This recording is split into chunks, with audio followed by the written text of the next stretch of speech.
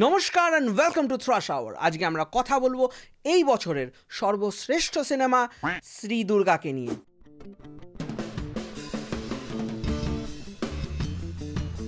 শ্রী দুর্গা একটা জনার bending cinema. মানে আমরা শুনেছি অ্যাকশন, থ্রিলার, হরর, কমেডি। এটা একটা নতুন জনার। এটা হচ্ছে জেঠিমা অ্যাকশন থ্রিলার। কদিন আগে এসেছিল ম্যাডাম সেনগুপ্ত, ওটাও এই জনারেই পড়ে। Dear South Indians, why should lungi wearing men have all the fun? Sari wearing জেঠিমাস should also have some fun. এই সিনেমায় আপনারা দেখতে পাবেন মুখ্য চরিত্রে অপরাজিতা আঢ্যকে। অপরাজিতা ম্যাডাম যা অ্যাক্টিং করেছেন আর যা অ্যাকশন করেছেন তা দেখে ব্রুসলি অবধি কবর থেকে হাততালি দিচ্ছিল।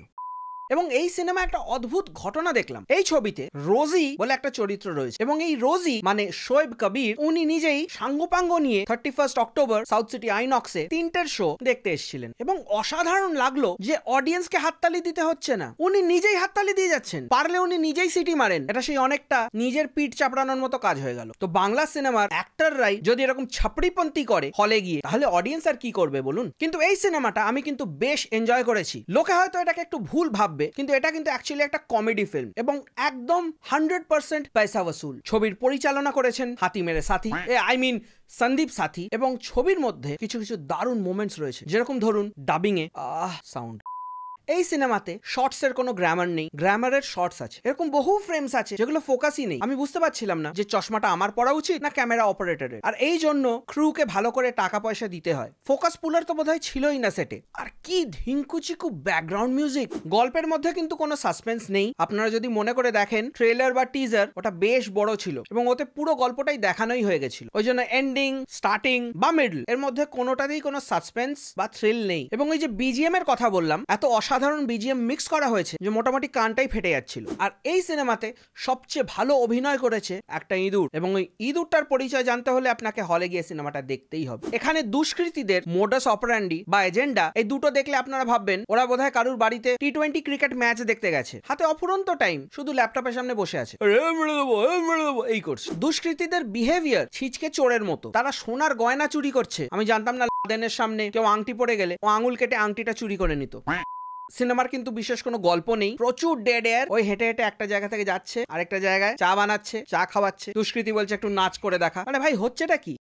আর ডক্টর চয়েস কোম্পানি থেকে যদি কেউ এই ভিডিওটা দেখেন, তাহলে প্লিজ আমায় স্পন্সর করুন। আমি গ্যারান্টি দিচ্ছি সারা ভিডিওতে আপনাদের দেখাবো, কারণ আমার মনে হয় এটাই আপনাদের ক্লজ। কারণ এই সিনেমাতে হেন ফ্রেম নেই যেখানে দেখানো হচ্ছে না ডক্টর চয়েস।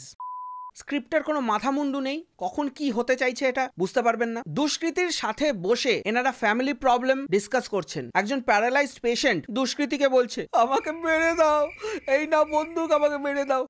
বাইরে দুষ্কৃতী বসে রয়েছে প্যারালাইজড হয়ে, লোকটা বলছে আমি মাটন খাবো, আমি মাটন খাবো। আরে দূর, আমার বাড়ির লোক ওরকম করলে আমি গরম মাটনের হাঁড়িটা মাথায় বসিয়ে দিতাম।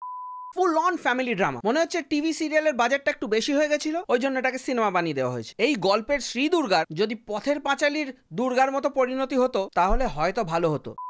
দুষ্কৃতীরা ঘুরে বেড়াচ্ছে, একটা বাড়িতে লুকিয়ে রয়েছে, পুলিশের কোনো ইনভেস্টিগেশনই নেই। একটা পুলিশ যাচ্ছে ইনভেস্টিগেশন করতে, কোনো স্পেশাল ক্রাইম ব্রাঞ্চ বা অ্যান্টি টেররিস্ট গ্রুপ কেউ নেই। পাতি কলকাতা পুলিশ এদের পেছনে ধাওয়া করেছে। ভাই কি পাড়ার ডাকাত নাকি নাকি বাড়ির ছিচকে চোর? এবং একটা সিউডো ফেমিনিস্ট অ্যাঙ্গেল রয়েছে এই সিনেমা, যেখানে দুর্গা ম্যাডাম দুষ্কৃতীকে বলছে যে তোমরা আর বাংলার বউরা আলাদা নয়। বাংলার বউরা নাকি মরতে ভয় পায় না, বদনামের ভয় পায়। ভাই কেউ অস্কারটাকে ছুঁড়ে মার এই ডায়লগ রাইটারটাকে। গোটা রাত ধরে একটা পুলিশ অফিসার উধাও হয়ে গেল। পুলিশ স্টেশনের লোক হ্যাঁ ঠিক আছে খুঁজবো, যদিও কলকাতা পুলিশের ওই একই অবস্থা।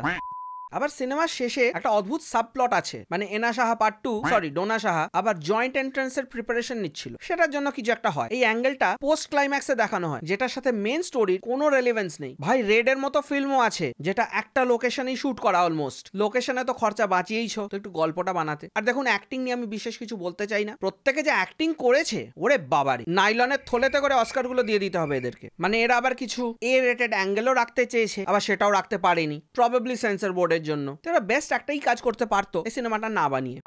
তো যাই হোক, শ্রী দুর্গাকে আমি 0 দেবো আউট অফ 10। এটা কিন্তু কোনোভাবেই এ গ্রেড সিনেমা নয়, এটা কিন্তু পুরোপুরি একটা বি বা সি গ্রেড সিনেমা। উইদাউট কি বলছি, অ্যাডাল্ট কন্টেন্ট রয়েছে তো। অপরাজিতা আঢ্য ওনাকে দেখবেন একটু।